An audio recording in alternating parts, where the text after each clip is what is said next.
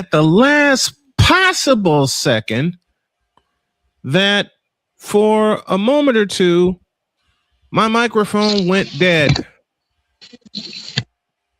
Not as much as Rory McIlroy did this weekend. USA, USA, USA, USA.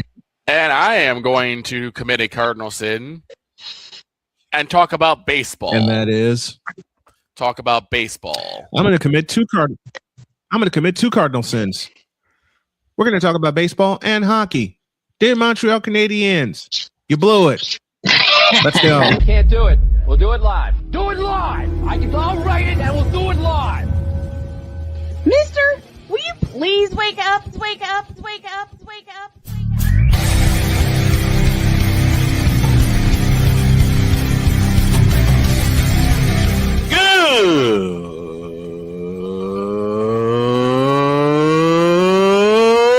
Good morning.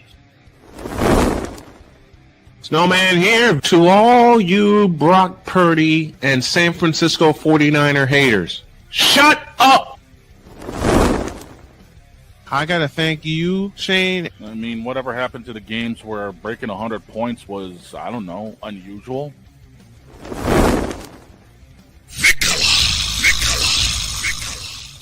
There was one word to sum up the All-Star weekend. Trays. Cause we take this job so serious. Splash Brothers, yes. Ray Allen, replace him with Steve Kerr.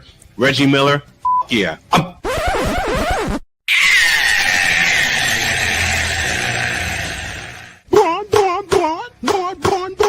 What in the all types of blue hell?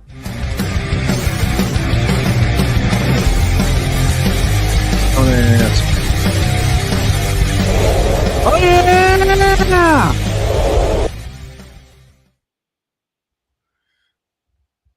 I got to be a little quieter than normal because my daughter is sick and my wife has a migraine. So got to keep it to a low roar. Good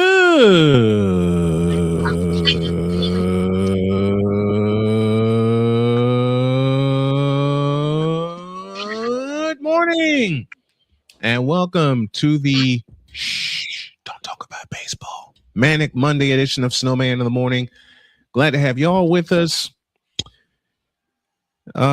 Victor? Too bad I'm gonna. Oh, I'm gonna too. But I'm gonna start with a little song. Okay. The season's upside down. The season's upside down. Hi ho the Dario. The season's upside down.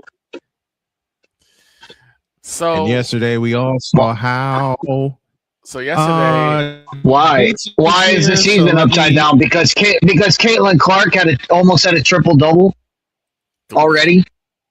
No. Baseball wise. Oh, that season. That season's going to really listen. If things go the way I think they're going to go, and the Indiana figures this out, not only is the season upside down, but the league is going to be upside down. Let me bring Diggs in properly. Passionate. Come after me. I'm a man. I'm 40. Unflinching. Let's go back to losing. Parking was easier. Unrelenting. They're not going to keep him off the field tonight. Totally. This one has a chance. Deeds.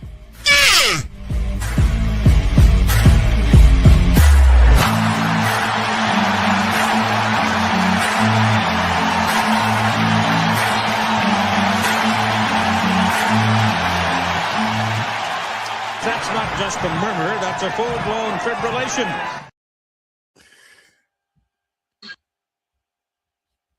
you're muted. USA, USA, USA, USA. You're muted, sir. And Victor, I know you're going to get mad at me for this statement. And Snowman is still muted, which is why I'm talking. But Victor, you're going to get mad at me. Yeah. Rory McIlroy over the weekend made Stephen A. Smith right. Timeout. What's up? You were muted. You were muted, so we were just talking. We were talking over you while you were muted. I didn't realize I was muted. I was going to introduce you by saying Dietz gave me this note before we came on the air. Mhm. Stephen A. Smith was proven right by Rory McIlroy. Explain, please. Yep. Go ahead. Well, he said Stephen A. Smith said golf's not a sport. And Rory McIlroy getting upset at a fan chanting during his stroke, during his collapse at the PGA, and getting mad for someone chanting USA because we all know Rory McIlroy is not American and he plays against America. Yep. In the Ryder Cup. Yep. Right. Mm-hmm. So, yeah, but him getting angry at a fan for cheering is absolutely insane. And let's just put this in perspective. Imagine in golf, the ball's just sitting there. Yeah. Okay. But you can't talk in my backswing. You can't make noise in my backswing. Imagine Frank Thomas swinging at a 95-mile-an-hour fastball. He misses it, and he turns to the crowd and says, "Shh, you have to be quiet while I'm swinging." No! Part of sport is dealing with the crowd, dealing with everybody around you. Well, also, remember, we lived at a time where Sammy Sosa sat there and basically chastised the fans, saying, "We don't want to hear any more fans booing." That's actually what he said. I mean, this is why.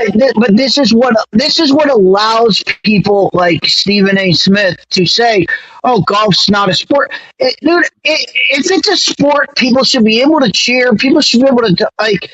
I understand these people that I understand these golfers that say, "Oh, it's not proper etiquette." Like, look, to say golf's not a sport. Golf is an athletic activity. It takes skill to play golf. Okay, but I will tell you this right now. I've only played golf a handful of times, and I can count them on my hand how many times I've actually played golf, and it's dreadful every time. I hated every minute of it. Okay, I hate golf. But when I've played golf with my friends, and we're sitting there, and we're on the course, and we're drinking beers, and we're shooting our shots, I can guarantee you nobody's sitting there quiet as a mouse. When guys, we're sitting there having conversations. I'm talking while I'm swinging because I didn't care about my score. It wasn't like, oh, I really care. I was like, this sucks. I want to get out of here as quick as possible. I'll say this: whenever the few times I've played golf, but if you can't be heckled, it's not a sport. If you can't be heckled at it, it's not a sport. The few times that I have played golf, there's a particular game that we call it, but I can't say it on air, so I'll have to wait. But, there's a particular game that we would play because of how frustrating it was. The thing is this: I understand that in golf there's a lot of concentration, but this just shows how backwards golf can be. The whole idea of sports is fan interaction, where they cheer, where they boo, where they go crazy. Yeah, like that's the interaction you have, and you have it in every single sport. But for some reason, golf kind of says, we don't want that. So it's the whole reason Happy Gilmore exists. It's the whole reason the movie Happy Gilmore exists. Like it's making fun of golfing when he's sitting there and Happy Gilmore in his first professional shot is getting ready to hit the ball, and he's like, "Come on, let's make some noise here," and he gets like the crowd going up, and then he hits the ball. And meanwhile, his opponent, Shooter McGavin, is hated by the fans because he wants them to be quiet. He wants them to be, yeah. So I am waiting. I'm waiting for a player like that, for like Happy Gilmore to show up. I don't like Tiger kind of had that same type of tenacity, but like he didn't have that same fire like Happy did. I'm waiting for someone like Happy Gilmore to say, "Hey, let's clap it up. Let's make some noise in here."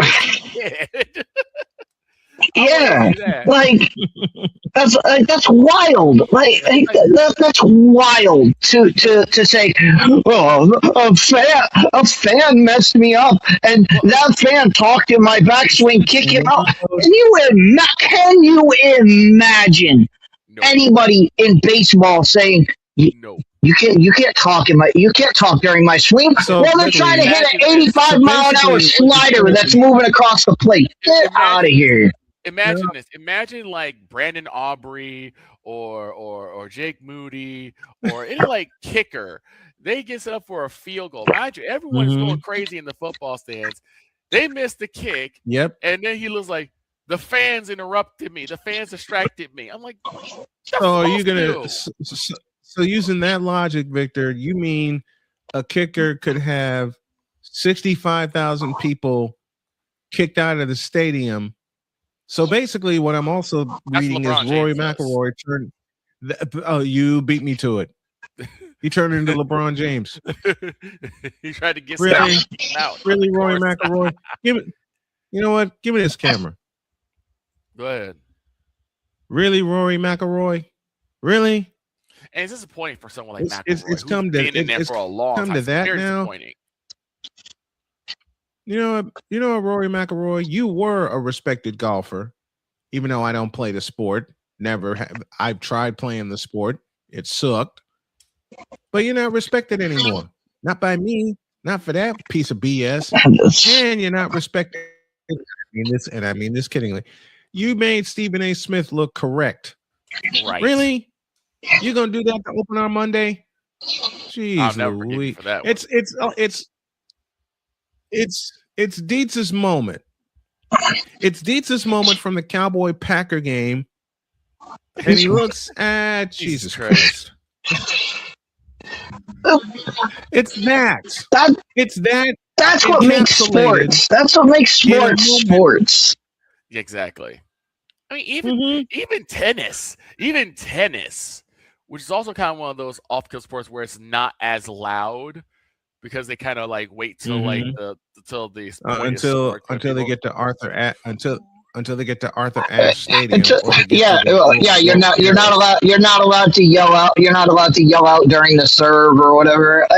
Give me a break. Right. It's like, okay, look, like I said, I understand that there's a lot of concentration because you are trying to hit a ball the size of like an acorn with this club. I understand that there's a lot of concentration involved, but again, you deal with that in any sport. You're going to deal with it, especially if they don't like you and you're going against them, like a McElroy. Going against to say that because it takes so much concentration to do whatever. It takes a lot of concentration to shoot an orange ball from the free throw line into a 10-foot high cylinder. Okay, it takes a lot of concentration to do that too. But people cheer and they yell and they wave shit behind the basket so that you can't concentrate, and you know what? People still do it, and the good ones get past it. They overcome their surroundings. That's what makes them athletes. But that's what makes if you sit there, if you made everybody sit down and be quiet, and you're not allowed to cheer during a free throw, then everybody would say this is not this. This isn't a sport. No one cares. Then all the fan interaction would dip if you weren't allowed to. My point for me, Dietz, is that everyone deals with this. McElroy ain't special. Like I said, it goes back to what I said about Sosa. He's like, we don't want to hear fans booing. The fans will boo if they see something they don't like. Either they don't like the team or they don't like the product in the field. How many people boo with Milton? Go ahead. Listen, fans will boo if they see something they don't like. As we head to a break, just ask the Detroit Pistons. Just ask how many people booed when Milton Bradley took the ball, threw it in the stands when there were only 2 outs. He chucked the ball into the stands. Would he be in the right to say, "You guys shouldn't boo me for that"? You know what? If you don't want people to boo you, just go Jack McDowell and flip him the double bird. Okay. What are we doing here? I don't know. Yeah, exactly.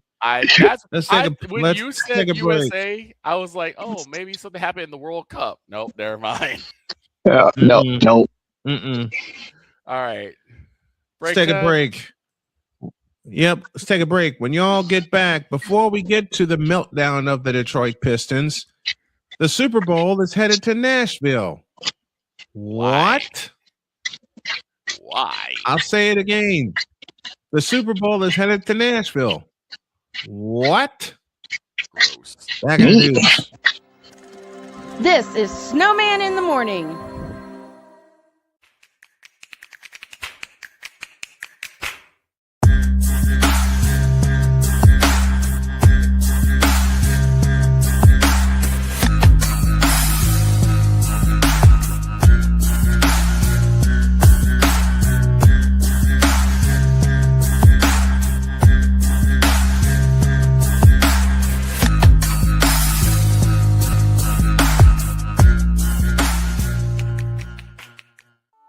I'm Jenny Garth, and as a mother of 3, I know kids worry about a lot of things.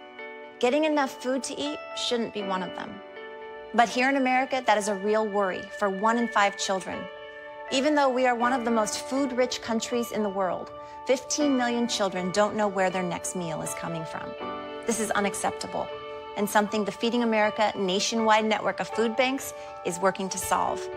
Instead of accepting that our country lets billions of pounds of surplus food go to waste every year, Feeding America has made it their mission to help families in need by rescuing this food. Through food pantries and meal programs, the nationwide network of food banks provides more than 3 billion meals, serving virtually every community in the United States, including yours. Join me in supporting Feeding America and your local food bank by visiting feedingamerica.org. Together, we can solve hunger. Together, we're Feeding America.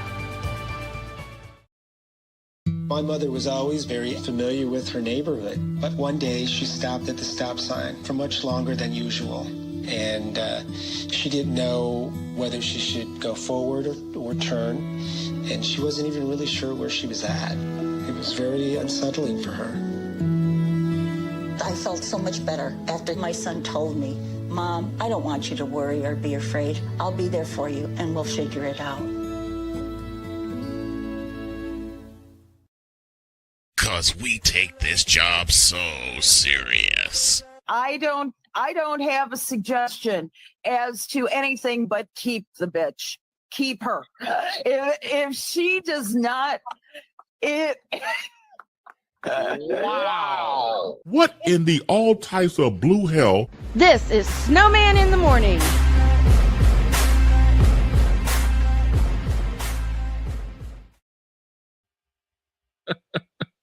Let's begin with the following statement.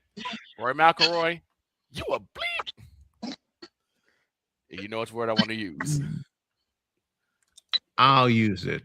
Go ahead. I'll ask the station to forgive me in advance. Rory McIlroy, you a bitch. Exactly. There. All right. Now, how about the season upside down? The Houston Sun are 4 games closer to being 0-42. Oh God. Yep. We'll get to our WNBA chat. We'll get to our WNBA chat later. The Super Bowl is headed in 2030 to Nashville. Man, took him to Nashville. Yeah. Makes sense. What? They're getting a new stadium. I know that, but if you get that's the rule. That's the rule now. If you get a new stadium, if you build a new stadium, you get a Super Bowl. That's how it works. It gives them 3 years to get settled into the new digs. I understand that, but I read that this morning, and Ryan McCarthy. What's the problem with Nashville though? That's what I'm trying to figure out. What's the problem with Nashville? It's one of the biggest cities. Okay. It's one of the biggest cities in the East Coast. Not named New York. I mean, they've never done it. They've never done a Super Bowl in Nashville because they didn't have a team in Tennessee for the longest time.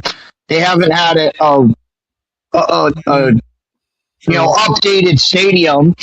But what's different from Nashville as opposed to New Orleans? What's different? Nashville is a huge tourist destination. There's so much to do in Nashville. I don't know. As somebody, I'm just tired of the same. I'm tired of the same 4 cities getting a Super Bowl every year. It goes L.A., New Orleans, Miami. L.A., New Orleans, Miami. L.A., New Orleans, Miami. Oh, we'll throw Vegas in there because Vegas got a stadium. We'll throw Arizona in there every now and then. There's more to do in Nashville than there is in Glendale, Arizona. Why can't you do Dallas? They already do Dallas. They do Dallas. They do Houston sometimes. But it's the same cities over and over again. It's just logical point. I don't know. You know what? I'm just looking like if that's the case. They did that. They did Dallas, and everybody froze their asses off. Yeah, it snowed. Yeah, it snowed. It snowed. It was an ice storm, and still the new Texas Stadium hosted 103,000 people. Right. Yeah. You could do. They could do Dallas again. They could do. I mean, they did New Jersey. They did the Meadowlands. They did the Meadowlands when the Meadowlands got a new stadium. Now here's a city that's here's a city that's going to beg for a Super Bowl, and I hope it never comes there. Chicago. Yeah. Honestly, and I'll tell you why. I'll tell you why. They're going to build this stadium in Arlington Heights. I bet you they're going to wind up going to Arlington Heights because there's no reason for them to go to There's no reason for them to go to Gary, Indiana. None. I mean, they could have done it in Soldier Field. Is it really that different from Texas Stadium? Yes. For me, it ain't. Well, for us, it ain't because we did games there. Yeah, there's a difference between Texas State, the new Texas Stadium, aka AT&T Stadium. Yeah, it's a new Texas Stadium, I guess. Yeah, there's a difference between AT&T Stadium and Soldier Field. It's called a roof. Playmakers with this. It says for 4 remaining teams. Talking NBA, people thought in the beginning of this are the 4 teams people thought in the beginning of the season. I'm only looking at the Western Conference Finals. We'll get to that later. But the Super Bowl is headed to the Super Bowl is headed to Nashville. I happened to be in Nashville in 2017 when and I kid when I do this because it was a lot of fun in Nashville. I will admit that aloud. The Stanley Cup final. The barbecue was nice. I'll give it that. The barbecue is always nice. Heck yeah! You come out. You open the game with Jeff Jarrett coming out to the middle of the field, slamming a guitar in the middle of the field. You're telling me you can't do a party in Nashville? Like Nashville could do it up right. We'll probably if it's actually in Nashville. You know we're gonna get a damn good halftime show. Oh yeah. We're not gonna get politically correct. You know it's gonna be a Nashville halftime show, and that's why it'll be a fun time. It'll be all about football. It'll be all about America. It'll all be about everything we love. You know what? You can make this so much a country. You could do something they haven't done. You could do something they haven't done in a long time. Look, Jeff Jarrett coming out and spiking the guitar at the 50-yard line. Entertainment. I mean, and if it should go to if it's confirmed, and I got the feeling it is, Deets, you may need to reset because you're lagging bad, brother. You may need to do a quick reset. Yeah, I got you. But you know what? You know what you do in Nashville. You know what you do in Nashville. You make the halftime. You tell Jay-Z we don't want you doing the halftime show.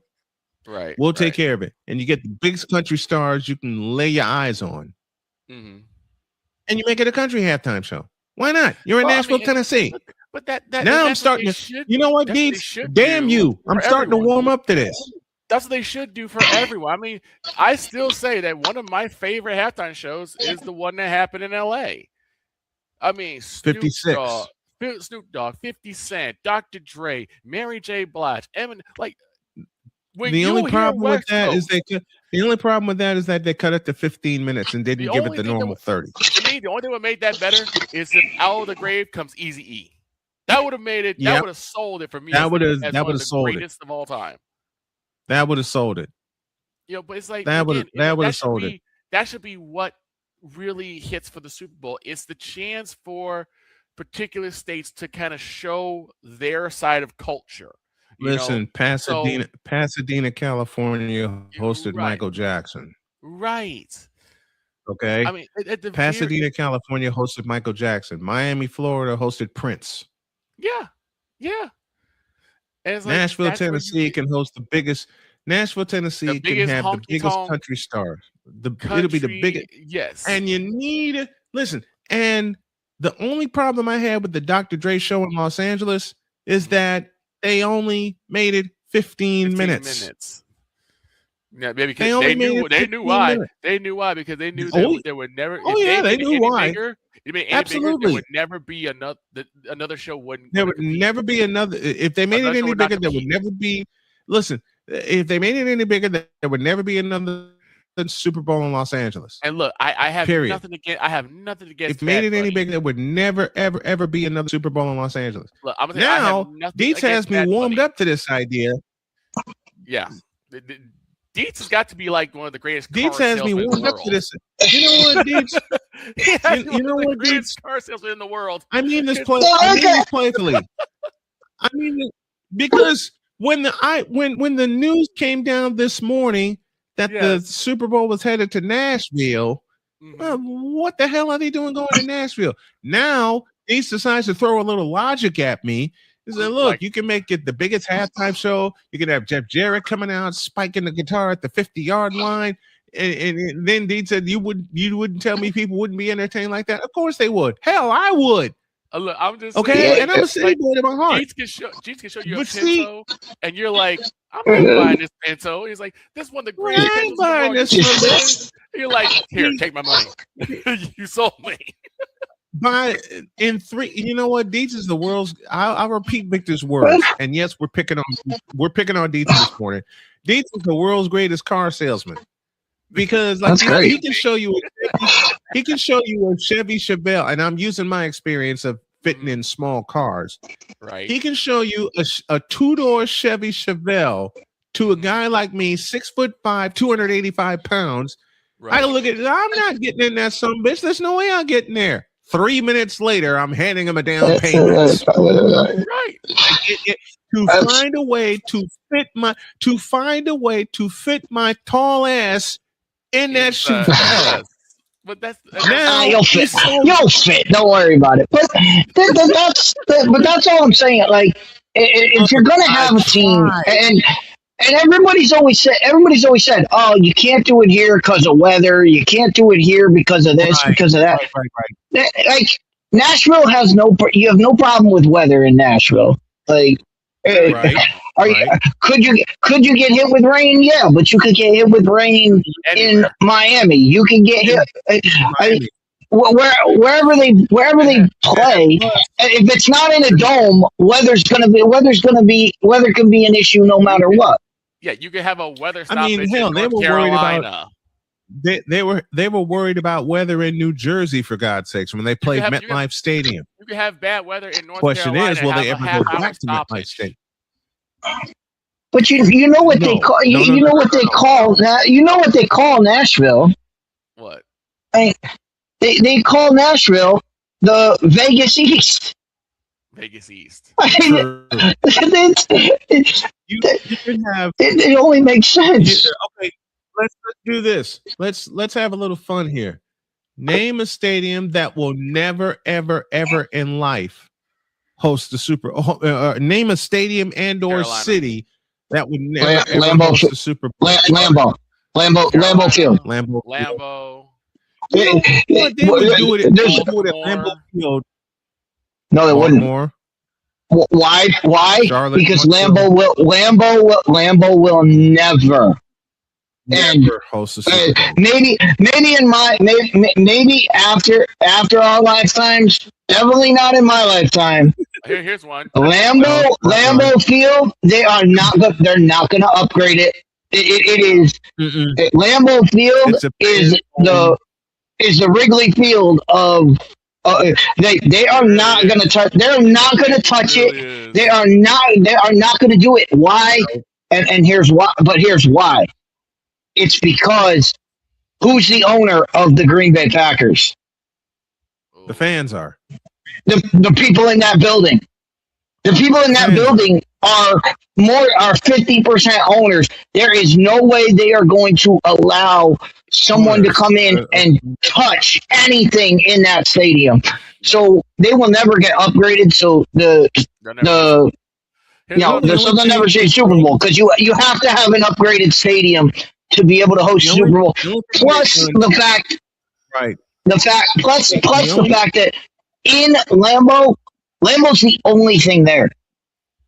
There's no hotels. They don't have the infrastructure to host a Super Bowl because they don't have the facilities. You're traveling. Everything would be outside of Green Bay. Here's I need Snowman's thoughts on Ant-Man giving the Spurs respect with 8 minutes to go in Game 6. You'll hear that later. Here's the place that we'll never see one.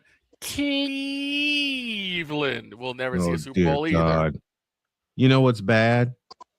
They're trying to build a new stadium in Cleveland, in Avon, Ohio. Oh God! With a freaking dome on it. So you know what's if they get a new stadium, they could definitely see a Super Bowl. They could definitely see a Super Bowl.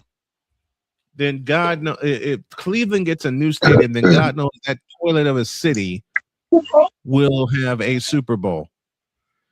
I think Cincinnati, because they're not upgrading Paul Brown Stadium. Nope. Or Paycor Stadium as it's called now. Pittsburgh. You can't play a Super Bowl in Pittsburgh, and I'll give you a fundamental reason why. The turf. Because Pittsburgh hosts the state champion high school state championships at Heinz Field. I know it's Acrisure Stadium, but it's Heinz Field. Heinz Ketchup Field. I'll tell you a stadium that will host the Super Bowl in the future, and it's right near me, Lucas Oil. Yeah, you know what I start calling a Pittsburgh versus New England match? The only game you can play on a hot dog because it's mustard and ketchup. That's it. Oh, the dog would not like you for that statement. No, I know he would. That's why I'm saying it now because he's not here. Yeah. Did I take him off the? I don't know. I'm sorry about that. I hit the wrong button. I actually don't know. I don't know if they would do. I don't know if they would do Lucas Oil. I don't think they would do Lucas Oil Stadium. Why not? Because they've done it once. Because look what's happened. Yeah, but that was when the Super Bowl was the first weekend in February. Look what's happening 3 weeks later. 3 weeks later is the combine, which is always at Lucas Oil. And while they're getting ready for the Super Bowl, they're also prepping for the combine. So it could be situation. So yeah, I mean, they're going to have way too much going on. Yeah, and since the Super Bowl is now 1 week later, instead of being the first week in February, it's now in the second week of February. Too much prep will be going on for the combine. I would still think. So I don't think they would do it. Well, they got one in Lucas Oil. They got one. Yeah. Would they get another one? I don't know. I don't know if they'll get another one in Lucas Oil, especially now with the date of the Super Bowl being moved back, and there's other things on top of that too. Yeah, everything's moved back a week. And you look at what the NFL is trying to do. Like the NFL is trying to do they're trying to hit as many places as possible. I don't think they would spend, because you think about it, they're going to spend 2 weeks, probably 3 weeks in Indianapolis, as in 2 weeks getting ready for the Super Bowl. The Super Bowl, probably another week to, get everything, just another week as far as the Super Bowl is concerned. Just another week to, after the Super Bowl, just to get everything cleared up and then get everything out of there. And then media week too. Go back to Indianapolis for the combine. Like they're going to spend 5 weeks in Indianapolis. No, they know they have Indy. They know they have Indy already covered for the combine. So they're going to try to get it, and they're trying to get more people involved, more places involved. So that's why they would go to everywhere else rather than go to Indy, where they're going to be for Indy for 5 weeks. Yeah, it's also got to take a serious. That's wild. It would make me happy. It would make me happy because it would be another chance for me to see Lucas Oil Stadium. But I'm planning to do that hopefully in September or October, whenever they have the Circle City Classic, and also plan to broadcast from Social Field. What's that? Here's something hilarious. The one time I actually did go to Lucas Oil Stadium was because there was actually a farmer's market at Lucas Oil Stadium. Mm-hmm. When my dad, we took a vacation to Indianapolis. We saw the NCAA building, and now I know Dee's gonna say, "Why are you messing things up so bad?" I could have just yelled it at the building. But at the same time, then before we left, we actually went to Lucas Oil Stadium, and there was a big farmers market. Well, I've done 3 games. I've done 3 games at Lucas Oil Stadium. Had a blast each time doing it. Mm-hmm. And the last time I was there was 2017. And I didn't even plan on it. Okay, I did not plan on doing the Circle City Classic. However, to use a note that Dietz told me before the show, I had a conversation with a hater. Oh, no. And said hater dared me to land the Circle City Classic. Okay. So I had to open my whole big ass mouth and said, I can land broadcast credentials in 48 hours before you land broadcast credentials for Cameron Indoor Stadium. Mm-hmm. And as soon as I opened my mouth, I thought, how the hell am I going to do this? So I reached out to the folks in Indy. I was living in Dayton, Ohio at the time. I reached out to the folks in Indy, and I said I'd like to broadcast the game. 24 hours later, I had media passes. There you go. One day after that, I had a person approaching me wanting to use my call for the stadium feed. You're on. Not to mention the fact I made $2,500 that weekend with all the sponsorships I sold. So don't ever dare me like that. Speaking of conversation with a hater, Dietz had one. I think we'll use that to close the hour, and then we'll also have our Mint Mobile call of the day, and it came to us from the South Side. And I get to talk about baseball. We all get to talk about baseball. Dear Allison Moran, and this is the only time I will pick at her. I knew you were going to do it. Give me this camera. Give me this camera. Dear Allison Moran, nah. We'll see you later in the season. She gonna get you. Friday, you gonna get it. Oh, she gonna get it Friday. Oh, I'm gonna get beaned on Friday by Allie. I know that. I know that. I'm gonna get beaned on Friday. I'm looking forward to it. Back in the deuce. This is Snowman in the Morning. Join Ryan McCarthy. I became a Jets fan because Kermit the Frog was my favorite Muppet because he was green, and the Jets wore green. That's how I became a Jets fan. And Dustin Henry. ESPN is cashing all in on let's pay a few personalities and we'll just kind of fill in the gaps. As they walk you through all of the world of sports from their perspective. The Albany Empire, it's a literal circus. No credentials required. Where, Ryan, say the tag. Where you don't need a press pass to talk sports. Every Monday at 8 p.m. Eastern, 7 p.m. Central. On YouTube and where you can find all podcasts. Oh, yes. The tradition, the pageantry, the spectacle, the history, the slut. Wait. I gotta rep my brother's stuff right. All my DMV soldiers, stand up! And welcome to the Commander's Gridiron Report. You want your commanders to be repped right? Well, D. Willie is your man. Commander's Gridiron Report. Every Tuesday at 11:05 a.m. Eastern, 10:05 a.m. Central. On the Sotoba Media YouTube channel. Music by J. Cool. Where's my soldiers? Right side. Commanders. Where's my soldiers? Left side. Join the transporter to Hades. Your butt and gut becomes one. Join the reformer of hooker whores. This is my daughter, Placenta Booty Johnson. Join the bronze car. Whenever you are in distress, take off your baseball cap and throw it in the air. Join your very own superhero of broadcasting, Chris Bass. So whatever color crayon they get, they palm it and do two circles, and that translates to, I can beat up black people. As he takes you through the week's paces in Baseline. Live every Saturday at 8 a.m. Eastern, 7 a.m. Central, No, Pacific Time Zone people, just stay asleep when this is on live and just catch the recording. Oh, I'm sorry. Exclusively on the Chris Bass YouTube channel.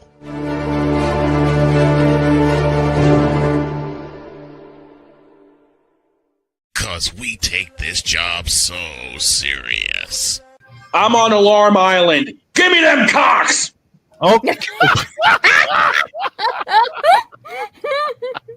What in the all types of blue hell? This is Snowman in the Morning.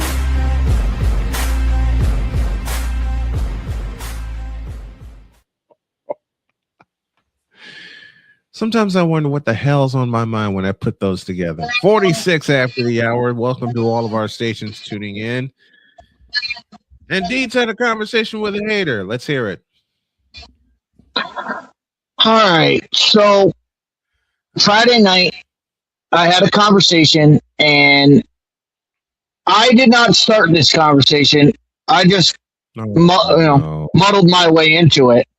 But people were talking about the NFL, and one guy said, quote, uh-oh. Whoa. I wasn't ready.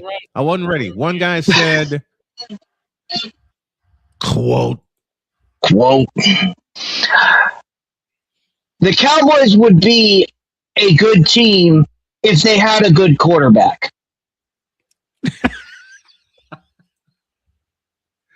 Close quote. Now wait a minute. Wait. Just a moment before you continue. As much as I razz on Dak Prescott, I recognize he is the quarterback of the Cowboys, and he's good. I dig that. Here's what I said. So these guys were having their conversation.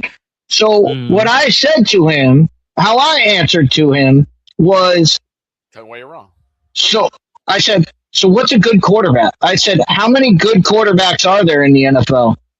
And the guy looked at me and he said, there's about 15 good quarterbacks. I said, and you're telling me, I said, so you said half the league is good quarterbacks, and you're telling me Dak Prescott is not in the top 15.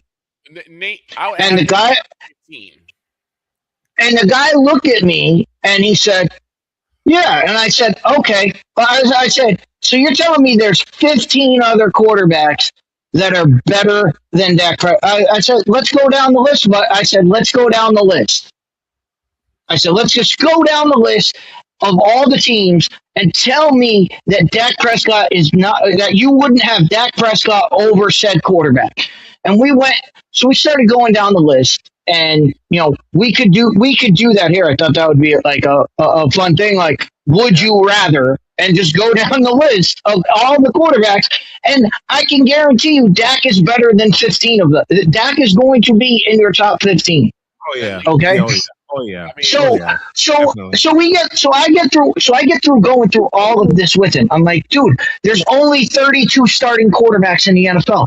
Dak is better than half of them. Like, Dak is better than half of them. He is a good quarterback. So then this is where it goes from a conversation to a hater, because the hater does what everyone does in every kind of conversation when they know they're beaten. They put words in my mouth that I never said. So now all of a sudden, because I said Dak is a good quarterback, and I prefaced him with this. I said, look, Dak is a good quarterback. He's not a great quarterback. But he is a good quarterback.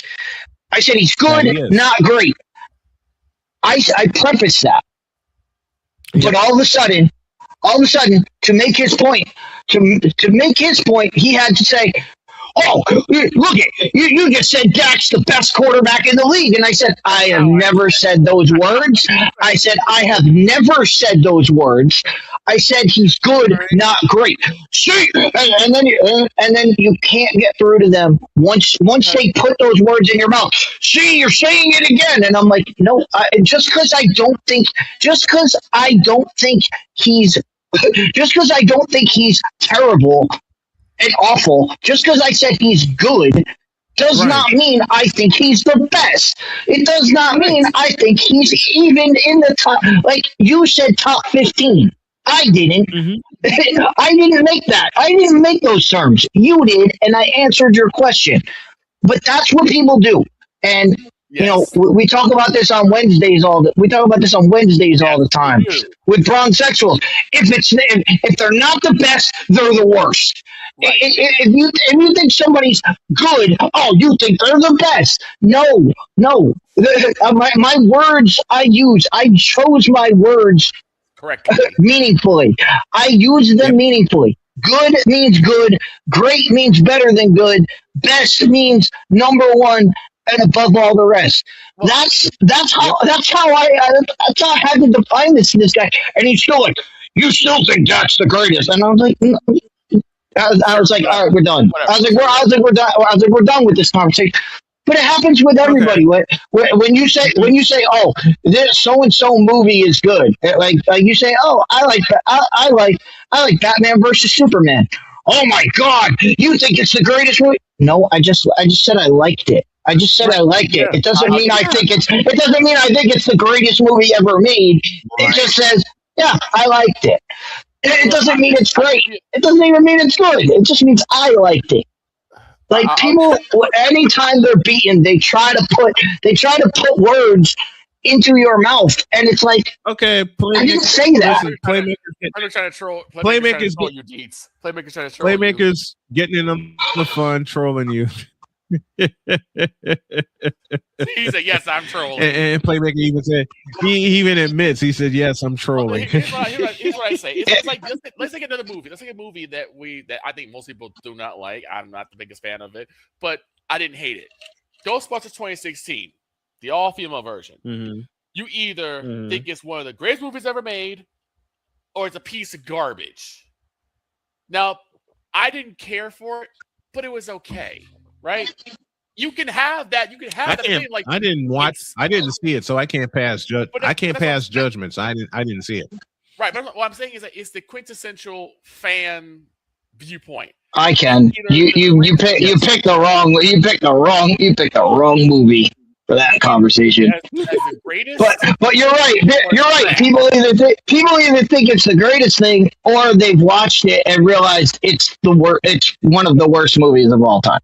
it's a god awful movie. I'm thinking from my perspective, it was like below average. What I watched, but it wasn't like a steaming pile of a turd. You know. Well, you're talking to someone. You're talking to someone, Victor. You're talking to someone who, off the top of my head, can quote Ghostbusters 1 and 2. Ghostbusters 1984 and Ghostbusters 2. I don't need a script. I can quote the entire.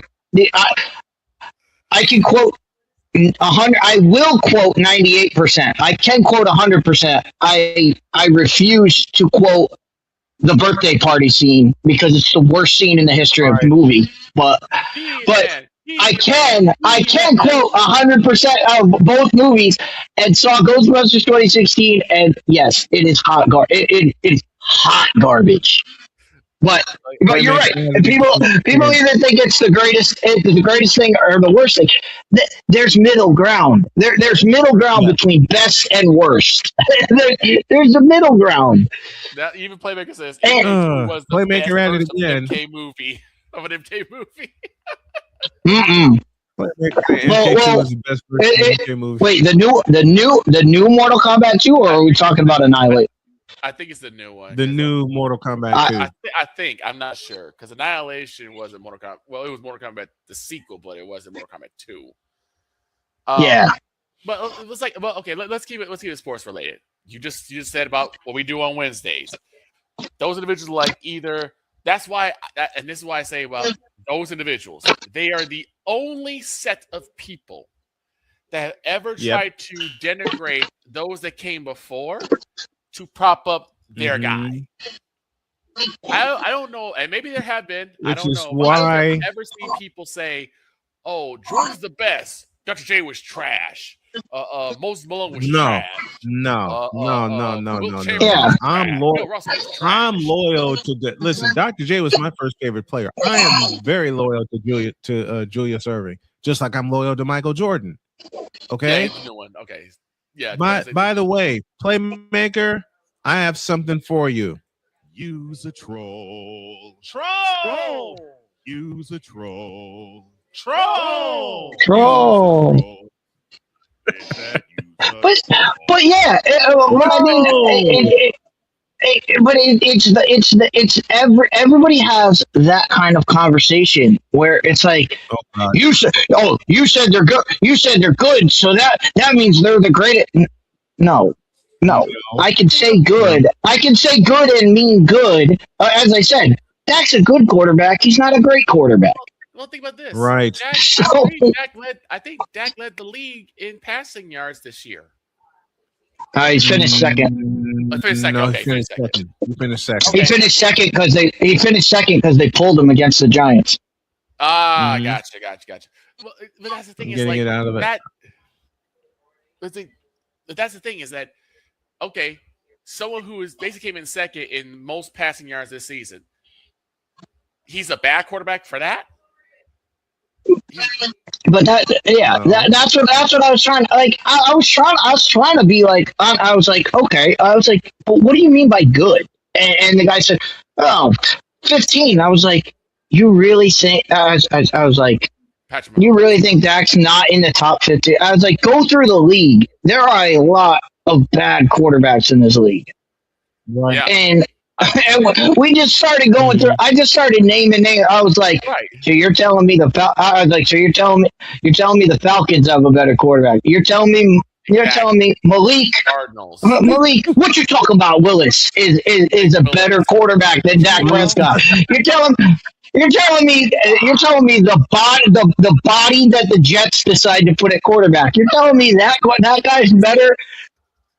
You're telling me that guy's better than Dak Prescott? No, go through the league. There's more than 15 that Dak is going to be. That's going to be better than them. Here's what I'd say. Okay, Deets Berman. Here's what I would say.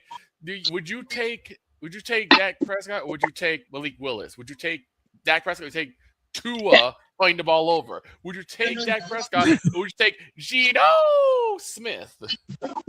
Would you take Dak over Kyler Murray? Would you take Dak over Jacoby Brissett? Would you take Dak over Fernando Mendoza, who's never stepped foot on an NFL field? Would you? Going to pass on the field yet? Would you take Dak over JJ McCarthy? JJ McCarthy, Justin Fields, right? Russell Wilson. Oh, hey, you just have to go. You just have to go down the list of quarterbacks. You just have to go through teams and go, would you rather? You know what? Let's do that on Friday. Let's really have some fun with it on Friday. We need to go to a break because we're at the top of the hour. But before we go to a break, it's time for our Mint Mobile Call of the Day, brought to you by Mint Mobile, the official wireless carrier of Snowman Multimedia. We go to the south side of Chicago. Len Casper and Darren Jackson delivered this. Tying run at third. Caro hits a fly ball out in the deep left center field. It's back there. It is gone! Edgar Caro wins it! Shut up! Yes! The young man deserves it. That was Edgar Carroll's 2-run home run to win the game over the Chicago Cubs 9-8. And the White Sox take 2 of 3 in the Crosstown series. On that game. We'll get to the musings. Oh, we need that clip. We need that clip for every time we have somebody. Shut up! He what? He said shut up. No, he said socks up. We need to. He did. Shut up. Here it is. You know what? I'll play it again. It sounded like he said either step up or shut up. I thought he said socks up. But Len Casper, legendary. Listen, Len Casper, legendary Chicago voice. He has been the television voice of the Cubs. He's now the radio voice of the White Sox, along with Darren Jackson. But yeah, he delivered that call. Presented by Mint Mobile, the official wireless carrier of Snowman Multimedia. We're running late. We head to a break. Baseball musings with Victor and myself after the break. My thoughts on the conference finals inside of a Snowman's Take, and that won't take long. And a few more things to handle. Hour 2 in a deuce. This is Snowman in the Morning. Drew Willingham. In this case, yeah, you put the blame on Kyle Shanahan for apparently not preparing the team enough for the overtime rules, supposedly. Cole Johnson. Peyton was considered the winner, and he was the darling of all darlings for Gerald. With a special appearance by Tyrone Alizé McDummy. Ain't nobody calling me. Text delete. Join these two football enthusiasts as they give you Total Football Talk. Live every Monday at 4 p.m. Eastern, 3 p.m. Central on the Sertoba Media and the Comey Media YouTube channels.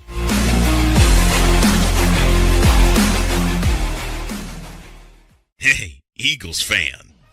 Join my man Cool McCain and a host of others as they break down every single game, every single week in an objective manner, and also from a fan's perspective as well.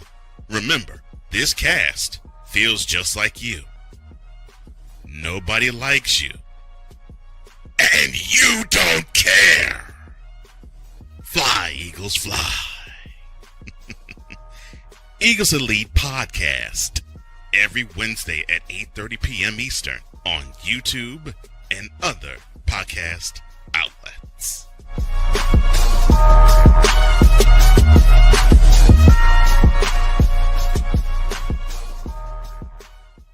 From the hills of Santa Clara to the legacy of the stick, this is where red runs deep and greatness wears gold. 40 plus years of fan, 30 years in the booth, and now it's personal. The 49ers like you've never heard them before. This is That 49ers Show on Snowman Sportsnet. Hosted by Brian Snow, each week you will get a recap of the game that just happened and the game that will happen. All the stats, facts, and figures, all the fun notes, fan chats, and everything else you could put into 30 minutes. This is That 49ers Show on Snowman Sportsnet. Wednesdays at 7 p.m. Eastern, 6 p.m. Central.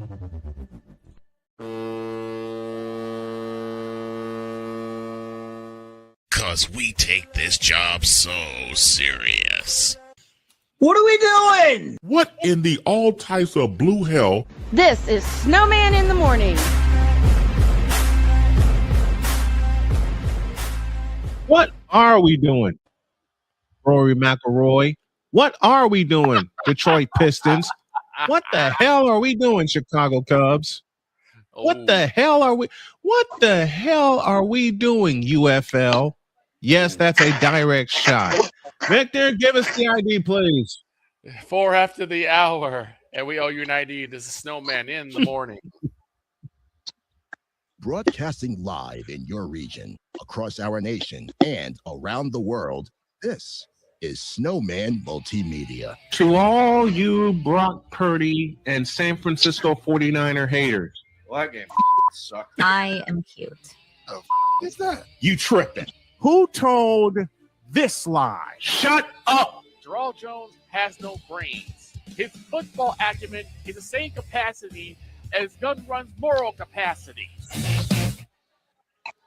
I will never get over that line. No, I know you Ever. won't. All right. I will never get over that line. Well, that game sucked. Now, you know what Cub fans are saying right now? Well, that game sucked. And Sox fans are saying, "You fool!" You know what's funny? I told What's you that? I told you Snowman in the text chat that the Chiseled Adonis, one of my favorite YouTubers, had just got 1 million subscribers on Friday. And I decided to put a super chat in there to kind of show him a little love. And guess who found me? None other than the man that said that same line. A Pizzle. A Pizzle was in the chat. So we're joking back and forth in the chat. Making jokes about old Nick Folk videos because that was one of my favorite video packages. But again, congratulations to you, Chiseled. You truly deserve it. Thank you, Chiseled Adonis. And you've spurred folks like me and Victor on. 6 after the hour, and Victor has some musings about this past weekend series. Ladies and gentlemen, these are the random musings of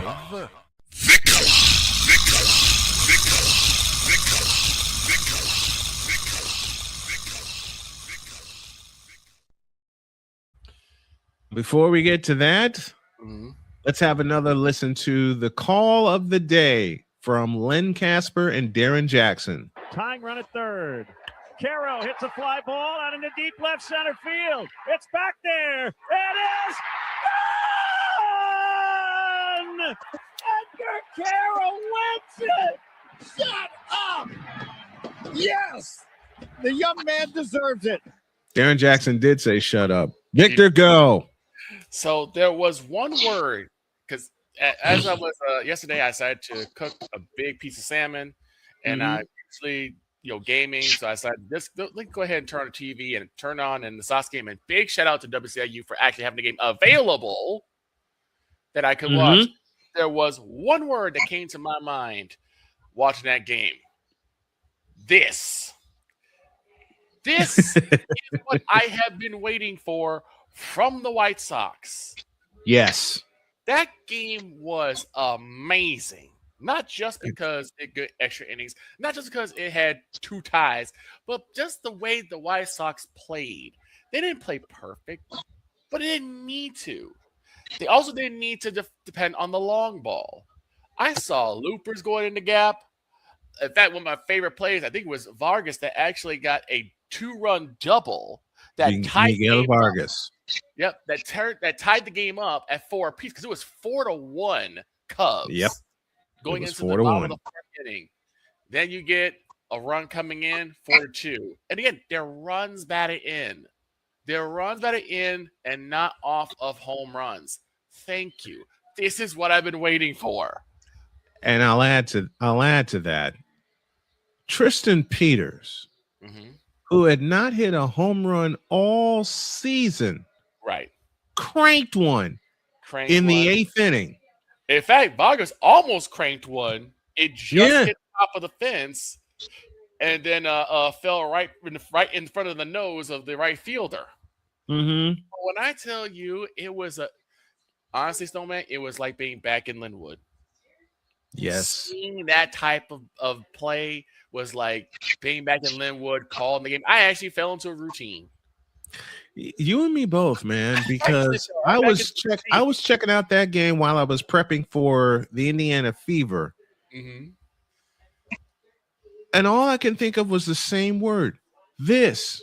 When I told you how I was angry and and mind you, I was so disappointed when I saw that massacre at the beginning of the season against the Milwaukee Bruins. But then again, Milwaukee Bruins, they're the Bruins. They're the Brewers. Brewers. They're the Brewers. Sorry, dog. But it was such a good game. I was like, man, and I came back after I was talking to somebody on the phone. I came back and said, let's see. Maybe the Cubs finally pulled this one out. They're tied at 7 apiece. And we're in 10 innings now. Yep. 3-run homer in the 9th tied it off of Sir Anthony Dominguez. Cubs get the lead 8-7. And then this is where I come in.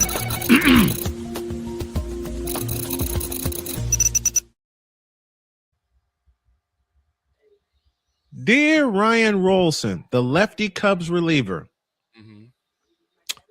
he threw, I'm going to try to do this in the way of Dietz and I's, one of our favorite announcers of all time, Mr. Keith Jackson. Keith Jackson, during Game 6 of the 77 World Series on ABC, said, quote, Reggie Jackson has seen 2 pitches in the strike zone tonight. 2. And he sent them both into the seats. Yep. Ryan Rolston threw 2 pitches in the 10th inning yesterday. 2. And the last one ended up in the seats. Yep. How do you feel, Ryan Rolson, if you are called on to get a save? You're called on to get a save, and Dietz is smiling. I see that little smirk on his face. You're called on to get a save. All you have to do is get 3 outs. 3. That's all you got to do is get 3 outs. Well, the first pitch he threw, and it was a lefty-lefty matchup because he was facing Andrew Benintendi. First pitch he throws, and Benintendi does a perfect drag bunt up the first baseline, and he nearly beat it, but he was called safe. They looked at it, they made the correct call, and he was called out.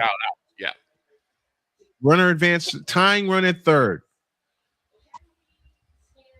And I'm gonna play this again because it does my heart so good to know that another professional announcer can lose his mind and crack his voice on a game winner, which I have done for 31 years. The second pitch that Ryan Rolson threw in the 10th inning, once again, this happened. Tying run at third. Caro hits a fly ball out into deep left center field. It's back there. It is gone! Edgar Caro wins it! Shut up! Yes! The young man deserves it. Finish up, Victor. And so when I watched that, it brought a tear to my eye. Where'd he go, Victor? Oh, can you hear me? It's like it brought a Yeah, tear to we my heard eye. you. It brought a tear to my eye because it's like finally we're seeing it. We're seeing that F word that we miss so much. The fundamentals. You know what I'm saying? Drag bunts, squeezes. Yes. Dropping a looper right in front of the left fielder, but just behind the shortstop. Those crane shots I've been missing this. Look, I don't have a problem with the home runs. That's always fun to watch. But you want to see runs getting batted in. You want to see situational hitting. I don't think the Sox left that many people on base this time. There are a couple hiccups. 6. 6. Because Hill, you got to show up your swing, bud. Because there were some pitches you knew Yep, Derek Hill. You know what will not to swing at. There were some bad chases, but all in all, this was an amazing game. And I hope that this is the start of something brilliant, not just for the Sox, but for the Cubs as well. Because the Cubs hung in there. Let me give flowers. Yeah, they did. Yeah, they did. Cubs hung Yeah, they in did. there. And they think they did in honor of the owner of the Billy Goat Tavern, who unfortunately passed away this past Friday. But man, I tell you, that was a good game. This is why, yes, Homer boy, we talk about baseball here. Those are my musings. And those are, ladies and gentlemen, the are the random musings of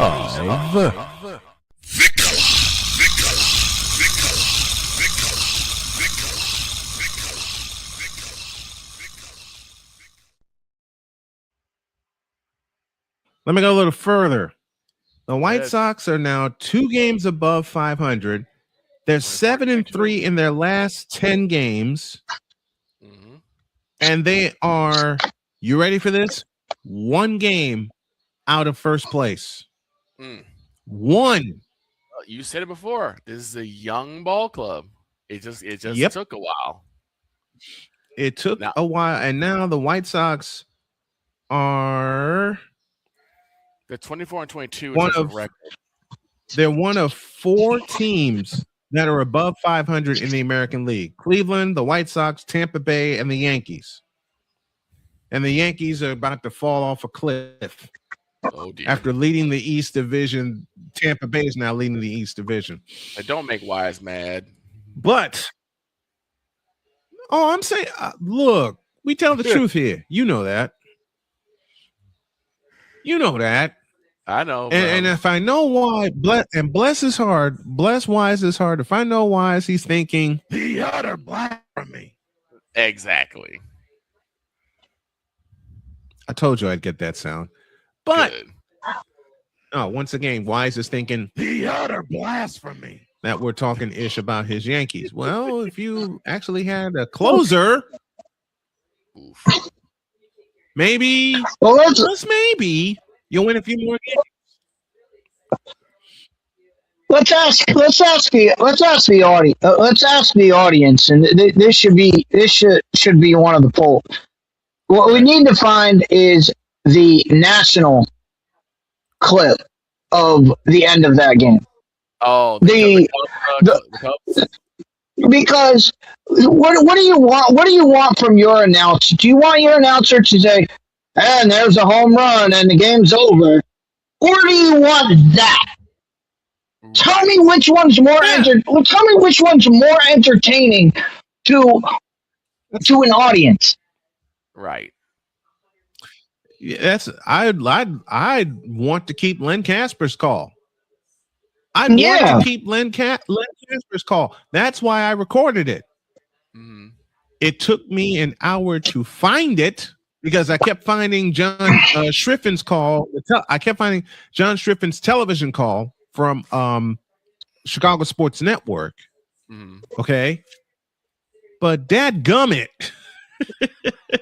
Give me Len Casper all day with his voice cracking just like mine does on a home run, which Victor has heard when we covered the Chicago Public League for 10 years together. Yep. Yep. Victor's ridden shotgun with me when we covered the PA. Paul Allen.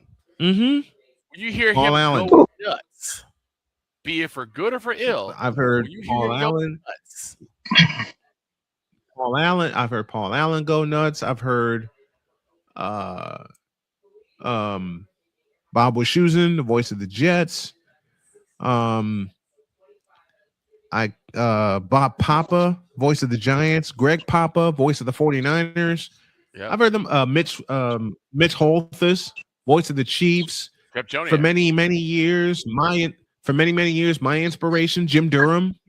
Jeff Joniak for the Bears. Jim Durham and Johnny. Yep, Jeff Joniak for the Bears, and before Jeff Joniak, Wayne Larrabee. Wayne Larrabee, yes. Howie Rose, Gary Cohen, John Sterling. Oh, God. John Sterling. It's so. But you, yeah, Hawk Harrelson. Hawk Harrelson. Dave Sims, who's the current radio voice of the New York Yankees and a very dear friend. Rick Riz, radio voice of the Seattle Mariners, and he's going to retire after this year. So blessings to you, Rick Riz. And I hope to get the chance to meet him. Who's that? Mr. Mixon, Mick Mixon from the Panthers. Mick. Right? Oh yeah. Mick gave me the ultimate compliment when I had him on each Thursday during his retirement year. He said aloud on the air, and I have to find it. He said that whoever follows him needs to be on my show each week, the voice of the Panthers, which is Anish Shroff, and I'm trying to get him on each week. And but let's not forget Matt Taylor. Mr. Matt Taylor. Absolutely. Matt Taylor. I got a funny story about that. I told you guys this. I'll tell the audience. My mother-in-law and my wife went to Kentucky one Sunday, and I had not planned to do the Colts game. I planned to do the 49ers game because it was a 4:00 kickoff. Right. I'm 3/4 of the way asleep, and I know everybody in the audience and everybody on this panel has gone through it. I'm 3/4 of the way asleep, just about to get into that second level where you don't hear anything, and my phone rings. And I turned it on just for that purpose because she was in Kentucky. Mm-hmm. My wife calls, and she says, "Are you doing the Colts game?" No, because I'm doing the 49ers game later. Well, you need to do the Colts game right now. We can't hear it. Baby, it's on the Colts radio network. My wife's next three words had me scrambling when she says, and I gotta do this right. Pay homage to Cole Johnson. My wife's next 3 words were, quote, "We're in Kentucky." Close quote. Well, y'all know what happened next. I was scrambling in here, getting everything fired up, getting ready to do the second half of the game, and I was still new from surgery at that time, which means my body kept messing up on me. I've done better. I got to wait to take off. I'll talk about that a little later. But I had to take an extended break, and Victor, you know why. Yeah. My stomach was acting stupid. Yep, I remember. When I get home, my wife told me, she says, "I listened to your call. You did a great call, but you got to stay out of the bathroom." I was cracking up. And me being stupid, walked right into the trap, and I went, "What you mean?" Right. I can tell she says, "I can tell when you're in the bathroom. Your breaks take longer than usual." That one did, because it took about 7 minutes when it should have been only 2.5 minutes. But kudos to the White Sox for a walk-off White Sox winner. They're now 2 games above 500. They're one of only 4 teams in the American League that are above 500, and they're only 1 game out of the division lead. Yeah, I want to say take a break. Before we take a break, hold on. Go ahead. I want to say this before we take a break. This is not because the Sox won. It's because this was an Okay. all-around good game. Even if they did Oh, this it's a well great and game. lost, I was very pleased with what I saw. I was very Great very game. and very pleased with what I saw. Great series. Yes. Great. Steve Stone said it. Great series all around. Great series all around. Pluto Living says SGA is on a historic run right now. If he continues, his legacy will not be narrative based. Yes, it will. And yes, see. I'm trolling. Take a break. Come back. Speaking of narrative based, there's a young lady by the name of Caitlin Clark who's had narratives about her. And yesterday and Friday, she decided to have a little fun and prove them wrong. WNBA chatter is next. Introduce. This is Snowman in the Morning. Join Ryan McCarthy I became a Jets fan because Kurt the Frog was my favorite Muppet because he was green, and the Jets wore green. That's how I became a Jets fan. and Dustin Henry. ESPN is cashing all in on let's pay a few personalities and we'll just kind of fill in the gaps As they walk you through all of the world of sports from their perspective. The Albany Empire, it's a literal circus. No credentials required. Where, Ryan, say the tag. Where you don't need a press pass to talk sports. Every Monday at 8 p.m. Eastern, 7 p.m. Central. On YouTube and where you can find all podcasts. Oh, yes. The tradition, the pageantry, the spectacle, the history, the slut. Wait. I gotta rep my brother's stuff right. All my DMV soldiers, stand up! And welcome to the Commander's Gridiron Report. You want your commanders to be repped right? Well, D. Willie is your man. Commander's Gridiron Report. Every Tuesday at 11:05 a.m. Eastern, 10:05 a.m. Central. On the Sotoba Media YouTube channel. Music by J. Cool. Where my soldiers? Right side. Commanders. Where my soldiers? Left side. Join the transporter to Hades. Your butt and gut becomes one. Join the reformer of hooker whores. This is my daughter, Placenta Booty Johnson. Join the bronze car. Whenever you are in distress, take off your baseball cap and throw it in the air. Join your very own superhero of broadcasting, Chris Bass. So whatever color crayon they get, they palm it and do 2 circles, and that translates to I can be the black people. As she takes you through the week's paces in Baseline.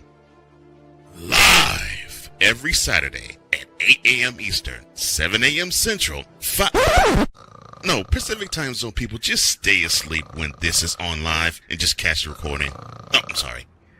Exclusively on the Chris Bass YouTube channel.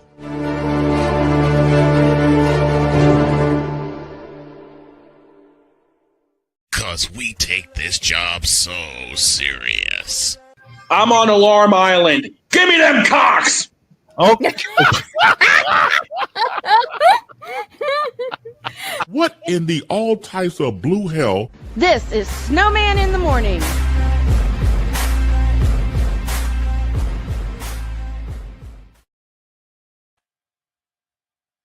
Six after the hour, and yes, you have Asia Wilson, who's the reigning 2-time MVP. Yes, you have the Las Vegas Aces, who are the 2-time defending champions. Yes, they've added Kennedy Carter, which gives their team a boost off the bench, and I recognize that. But there's a young lady who's back in business by the name of Caitlin Clark, who dropped 32 points on Friday and flirted with a triple-double on Sunday. 21 points, 10 assists, 7 rebounds. She's back. But she will not get the shine that is due her because of how she has started out the season shooting wise. Well, hell. Go ahead. Talk about her negatively. Go ahead. Say everything you want to say. Now, I will say this. To be the champs, you have to beat the champs. And there's a long road to hoe to get to the Las Vegas Aces. I understand that. I'm looking forward to those matchups, and we see them 3 times. But given the fact that Indiana could, and I will call a spade, Indiana could easily be 4-0 on the year. The 2 losses at home, we gave them away. We had double-digit leads in both those games and lost them both. One in regulation in a shootout with Paige Beckers and company, and one in overtime, which Caitlin Clark hit a miracle 3 to tie the thing. But again, I'll say it real. We had double-digit leads in both those games. Matter of fact, in all 4 games for Indiana, they held double-digit leads. The win in Los Angeles and the win at home against Seattle, where they won by 11. Mm-hmm. But I'll echo a point that Chris Dietz said last week. It's a win anyway when you get Caitlin Clark playing 30 minutes after how much time she's missed off the court. Right. It's a win anyway when you're able to beat a team without your best big. I'm talking about Aaliyah Boston, who was out yesterday with a lower leg injury. It's a win anyway when Stephanie White puts a hybrid lineup together, which includes Lex Hall, who was diving all over the place. You know what? Here's the nickname I can give Lexi Hall. There was a player at Loyola Marymount by the name of Tom Peabody. His nickname, the Human Bruise. We may have another one in Lexi Hall. We just may have another form of that in Lexi Hall. But you know something? I'll take 2-2 right now. Right. I'll take it. Why will I take it? Because you know the flaws of the Indiana Fever. We're seeing them right there. They get up double digits and they get comfortable. Mm-hmm. And I've said it during all 4 games. You cannot get comfortable. Right. You simply can't. But a pair of 100-point games, I'll take that. The highest scoring opening day game in WNBA history, 211 points. I'll take that. Right. And you know what makes it even more fun? They're just scratching the surface. Tip of the iceberg. They are just scratching the surface. I will echo a point that Playmaker said for the Indiana fans to do, because I saw a couple of articles already. Let Stephanie White coach the team, please. Let her do the doggone thing. Will you? Will you fans be fans and cheer the team on? You know, it's not going to happen. Because you know that one song that we play for WQVZ? I know fans over the course of 31 years. Speaking of WQVZ, and since we're at the bottom of the hour, I may as well give them a shout while I'm at it. Here we go.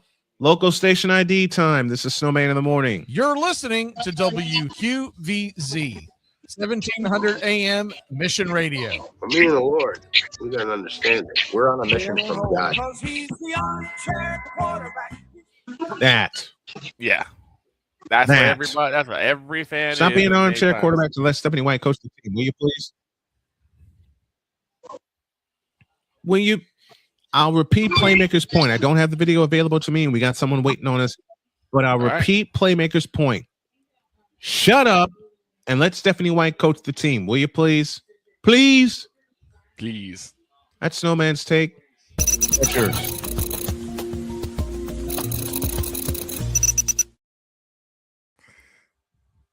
Now, Let's have some fun and go to North Carolina.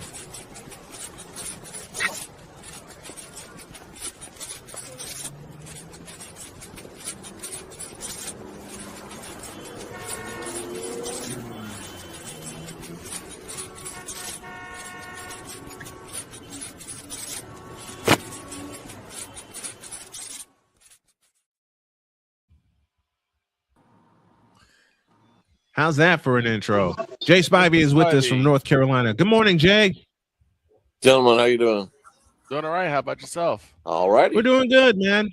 It was so good to see really good baseball on the south side of Chicago this weekend. I'll say that. Yes. Yes, it was. Hey, the baseball's a sport. It is. Wow. Amazing.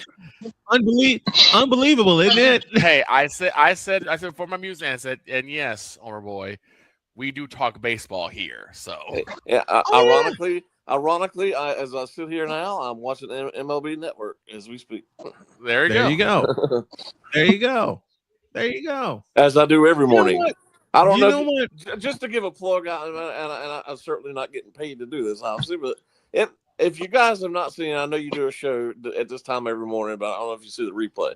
There's a show on MLB Network called MLB Central, which is really, really, really good. Mm-hmm. It's like the baseball version of NBA Tonight. Yes. Yes, it is. It's excellent. It's just, and I just happened to fall upon it 5 or 6 years ago when I was watching it. It's terrific. Right. Oh boy. Hang tight, folks. There we go. Now all the shows on MLB Network are good. Yeah, they are. Yeah, they are. That's why I have it. We talk baseball here. Yet in 2020, I was told not to. You both were told. When I first hooked up with Jay. It's funny you mentioned that. I just told a friend of mine that the exact same thing happened to me, as you all know. Yep. And my friend who I just told this to said, "Does that mean that the listeners don't like it, or that the moderator doesn't like it?" And I said, "There you go. There's your answer." You just said it. Yep. The moderator, who is very familiar to Jay and I, hates baseball. How do you hate baseball? I'll tell you, he made that a golden rule. A command, yes. He made it a command when I got on this network.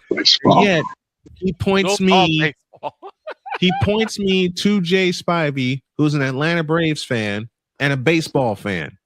Really? Sure am. We've made jokes about that for so long. Dietz even did one last Friday saying, time out. You guys are talking baseball? Nobody talks baseball. The only time we ever discussed baseball was when Hank Aaron died. He goes, well, I guess we should talk about Hank Aaron, but we don't normally talk about baseball. Well, it was like an obligation for him to talk about Hank Aaron. Right. When he repeated that, I cannot tell you how many times he repeated that to me, especially after Hank Aaron died, and he capitulated and said, "You got to talk about Hank Aaron, but you normally don't talk baseball. Want to bet?" No, I asked ever since Jay and I have been together, we've had notes about baseball. You kidding? It is a sport. It is a sport. It is. I asked this question: if Carolina had a baseball team, would he have actually No. He still wouldn't? Wow. No. Because listen, 2022, Wake Forest baseball. Well, yeah, I remember that. Doggone near got to the national championship series. 23. Thank you. I was 23. there. I was on for that one. You guys talked about that so much about how we follow Wake Forest baseball each and every week. The better they got, the more we followed them. They were in maybe he would have had they were in a game that a lot of people consider the best college baseball game ever in the College World Series. When they played LSU, it was Skeens versus Brett Lauder. Oh my gosh! 1-0. It took a walk-off home run to win it for LSU in 11 innings. 11 innings. He never talked. I just don't understand that logic. Like that I'd have to poke into his brain. I probably would find an ashtray and a cereal bowl if I ever like cracked his head open. But it's You like, don't want to. There's no logic. There's no logic to it. There's nothing to explain that. He lives less than 2 hours away from Raleigh, where the Hurricanes play. He never talks about the Hurricanes as hot as they are. He doesn't talk hockey either. Gotcha. Never talks about the Hurricanes. And the Hurricanes will be playing for a spot in the Stanley, and the Hurricanes will be playing for a spot in the Stanley Cup beginning this week. It's Carolina basketball, Carolina football, the Panthers, and the NBA, and the Hornets all year round. All year. That sounds like a terrible. You know what he did? For you know what else? Radio. You know what else he did? You know what else? You know what else he did when I allowed him to be producer of my show, and he would send me the subjects. It was all Carolina based. Who cares? And I'm like, listen. I said, listen, Doc. Snowman in the Morning is a national show. And he kept hammering home that you got to be local. Listen, local. I will give a nod to the local show scene because local was how I got started in Chicago. Okay, when I first did Snowman in the Morning, I had covered all of the local Chicago news. Then I expanded. Yeah, and here we are sitting 12 and a half years later, being a nationally and internationally, thank you, Sig Diggy, syndicated show. Here we are. The conference baseball tournament start this week, they are this week.